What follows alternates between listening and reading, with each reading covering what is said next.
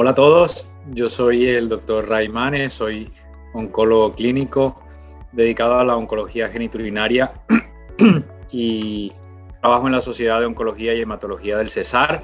Quería agradecer a FIGMAC por la invitación y felicitarlos por esta iniciativa que sin duda va a mejorar el nivel de nuestro conocimiento en la medicina de precisión, en la oncología en general. Mi tarea es hablar acerca de medicina de precisión y biomarcadores moleculares en cáncer de próstata y en cáncer de vejiga. Vamos a empezar con el manejo del cáncer de próstata y las distintas estrategias de terapia personalizada que se han desarrollado en esta enfermedad. Vamos inicialmente a hablar acerca de los clasificadores genómicos en la enfermedad temprana. Uno de los estudios fase 3 más importantes que tenemos y que han utilizado el Decipher es el que les estoy presentando ahora mismo. Se presentó hace poco tiempo en el ASCO de este año y es un estudio en el cual se randomizaron 350 pacientes que habían tenido una recaída bioquímica y que después de la prostatectomía habían sido randomizados a hacer tratamientos de radioterapia a diferentes dosis. Lo que se hizo fue hacer el estudio Decipher y lo que se encontró fue que el Decipher fue un factor pronóstico independiente de los factores clínicos que ya conocemos y que nos permite clasificar a la enfermedad como enfermedad de alto riesgo en recaída y enfermedad de bajo riesgo. Como ven en la gráfica, el Decipher es un factor independiente y nos va a ayudar en un futuro a clasificar estas recaídas bioquímicas dependiendo del riesgo genómico que tenga. De esta manera podemos saber desde el punto de vista genómico cómo se comporta esa enfermedad y qué tan agresivos ser a la hora de decidir nuestra terapia de rescate. Pasando a la enfermedad metastásica, el estudio que abrió la luz a la terapia dirigida en cáncer de próstata, como muy bien saben, es el estudio PROfound. El estudio PROfound es un estudio fase 3 que elegía pacientes con cáncer de próstata metastásico resistente a la castración que habían progresado a tratamientos hormonales y randomizaba a pacientes con alteraciones en genes de reparación del ADN a olaparib versus terapia de elección por el investigador en básicamente terapias hormonales. El estudio se dividió en dos cohortes, la cohorte A, que incluía solo pacientes con alteraciones en BRCA1, BRCA2 y ATM, o la cohorte B con otras alteraciones como pueden ver en la pantalla. Las otras alteraciones incluyen BRD1, BRIP1, CDK12, CHEK1, CHEK2, FANC, PALB2, etc.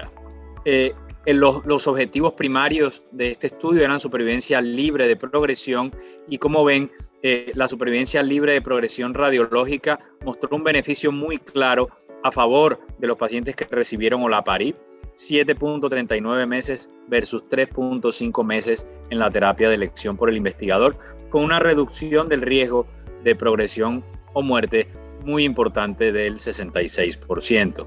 Cuando se analizan las dos poblaciones en términos de supervivencia global, podemos ver que la cohorte A nos muestra un beneficio en supervivencia global de 18,5 meses versus 15 meses, con una reducción del riesgo de muerte también muy interesante, una magnitud de beneficio que impacta y que cambia la práctica clínica habitual en nuestros pacientes. Cuando analizamos la tasa de respuesta gen a gen, podemos ver que no todos los genes son iguales y que la mayoría de las respuestas se daban en pacientes que tienen la alteración más frecuente, que es la alteración en BRCA2. Otro ejemplo similar y que acaban de comunicar es el estudio TALAPRO-2, que el estudio TALAPRO-1, que es un fase 2 con más de 120 pacientes y cuyo objetivo era medir la tasa de respuestas. Mediante el estudio Foundation se escogieron 11 genes también de reparación del ADN para testar el inhibidor del PARP, y podemos ver que la tasa de respuestas llegó casi al 30% con reducciones muy significativas en cuanto al tamaño de la enfermedad y tasas de respuesta por PSA. En la gráfica pueden ver que habían alteraciones tanto somáticas como de línea germinal en esta población. Otro ejemplo de inhibidores del PARP en cáncer de próstata es el estudio Triton 2, que es otro fase 2, que en este caso testea el rucaparib y que mostraba tasas de respuesta similares, alrededor del 44% en la población, y vean cómo en cada uno de los genes las tasas de respuesta es diferencial, como lo mostrábamos en el estudio Profound. Otro estudio más con inhibidores del PARP en cáncer de próstata resistente a la castración es el estudio Galahad, el estudio que testeaba niraparib, también de nuevo tasas de respuesta en torno al 41% versus en torno al 10% en aquellos pacientes que tenían alteraciones de reparación en genes de reparación que no eran BRCA1 o 2. Otro de los ejemplos importantes de la medicina de precisión en cáncer de próstata es el Ipatansel 150. Es un estudio fase 3 que testeaba ipatasertib más abiraterona versus abiraterona con placebo en cáncer de próstata metastásico resistente a la castración. El objetivo primario de este estudio era la supervivencia libre de progresión en aquellos pacientes que tenían pérdida de PTEN medida por inmunohistoquímica. Como ven, el ipatasertib, que es el fármaco que se testeaba junto con abiraterona, mostró un beneficio estadísticamente significativo, pero no clínicamente muy significativo a la hora de medir la supervivencia libre de progresión. Cuando se midió esta supervivencia libre de progresión en la población total, no se ven las diferencias, pero sí somos capaces de verlas en aquellos pacientes que tenían la pérdida del PTEN.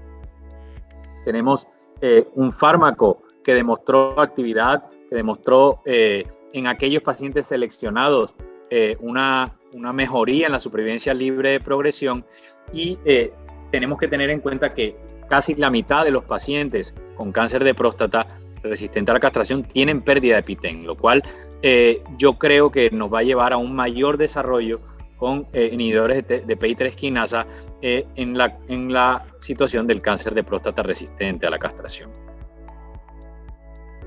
Pasando al cáncer de vejiga, recordarles que el cáncer de vejiga desde el punto de vista molecular se clasifica en cáncer luminal músculo-invasivo o basal músculo-invasivo, que el estudio más importante que nos ha mostrado la clasificación genómica en esta enfermedad es el estudio liderado por el TCGA, más de 400 pacientes estudiados, y pudimos ver que los pacientes luminales tienen diferentes subtipos que van desde el papilar hasta el infiltrado y al luminal sin otra especificación.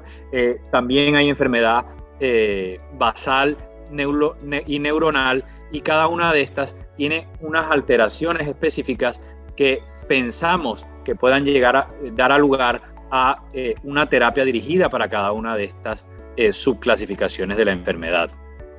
Como sabemos, los tumores papilares tienen más enriquecimiento de alteraciones en FGFR, y se ha llevado un desarrollo bastante rápido de inhibidores de FGFR en carcinoma urotelial. Los inhibidores han sido capaces de demostrar actividad importante en cáncer de próstata, en cáncer urotelial avanzado, y como sabemos, en pacientes con enfermedad no musculoinvasiva esta alteración es mucho más frecuente, cuando en enfermedad metastásica llega a ser de hasta el 20%. Los fármacos que se han desarrollado son el erdafitinib, el pemigatinib y el bofatamab. Estos tres fármacos tienen estudios fase 2. El que más desarrollado está es el erdafitinib, que es, con su estudio fase 2 logró la aprobación por FDA. Los pacientes se escrineaban para fusiones en FGFR, fusiones o mutaciones, y esto se medía también por el estudio Foundation, y el objetivo primario era tasa de respuestas. La población, una población característica, casi 100 pacientes de carcinoma urotelial avanzado, pacientes con ECOG 0 o 1 que habían recaído a quimioterapia previa y a 1 o 2 líneas previas de terapia. La tasa de respuesta alrededor del 40%, en su mayoría con respuestas parciales. Importante que también se logra alrededor del 40% de control de la enfermedad con este fármaco. Como ven, el 76% de los pacientes logró alguna reducción del tamaño de la enfermedad y, como ven, la mayoría de los pacientes que respondían lo hacían independientemente de la alteración en FGFR que se escogió. En términos de supervivencia libre de progresión, podemos ver que nos da el fármaco una supervivencia libre de progresión de 5.5 meses y 1 año y un poco más de mediana de supervivencia global, lo cual en estos estadios tan avanzados de la enfermedad lo hace especialmente interesante. El otro estudio que hay es otro fase 2, que es el FIGHT 201, donde se testeó el pemigatinib en pacientes con alteraciones, mutaciones y fusiones específicamente en FGFR3. También se testearon otras alteraciones y podemos ver que la tasa de respuestas estuvo alrededor del 21%. El otro estudio es el estudio FIRS 21, que comparaba bofatamab con docetaxel en pacientes con carcinoma urotelial metastásico refractario. También tasas de respuesta mayores por la adición de la quimioterapia, alrededor del 50-60%, y esto llevó a mayor desarrollo de este anticuerpo monoclonal en la enfermedad. Como ven en esta gráfica, hay muchos estudios que están en marcha. Tal vez el estudio TOR es el estudio fase 3, donde va a testearse el inhibidor de FGFR, erdafitinib, versus quimioterapia o inmunoterapia, y su objetivo primario es supervivencia global. Hablando de alteraciones en línea germinal en carcinoma urotelial, sabemos que alrededor del 6% de los casos tienen alteraciones en BRCA o en genes en mismatch repair, y el resto de alteraciones son mucho menos frecuentes. Podemos ver que los fármacos inhibidores del PARP en esta enfermedad no generan respuestas positivas, y se testeó en este estudio fase 2, donde pudimos aprender que los inhibidores del PARP en esta enfermedad no van a tener cabida por el momento. Un estudio muy bonito es el estudio BISCAY, donde se intentó testear la medicina de precisión en combinación con inmunoterapia, en este caso con durvalumab, y tuvo varios brazos. El brazo de alteraciones en FGFR, otro brazo en alteraciones de genes de reparación, donde se testeó olaparib, otro donde se testeó el bistucertib, y otro sin seleccionar biomarcadores con inmunoterapia sola. Como ven, las tasas de respuesta de las combinaciones de olaparib con durvalumab obtuvieron en pacientes con positividad del PDL1 en la mitad de los casos, más o menos, tasas de respuesta de alrededor del 35-40%, las cuales no fueron significativas de manera estadística al compararlas con durvalumab solo. Tampoco obtuvimos grandes diferencias con los otros subtipos moleculares y los otros fármacos que se testearon. Eso era todo lo que tenía para contarles de la medicina de precisión en tumores uroteliales. Espero que les haya aportado en su formación y reciban un cordial saludo por nuestra parte.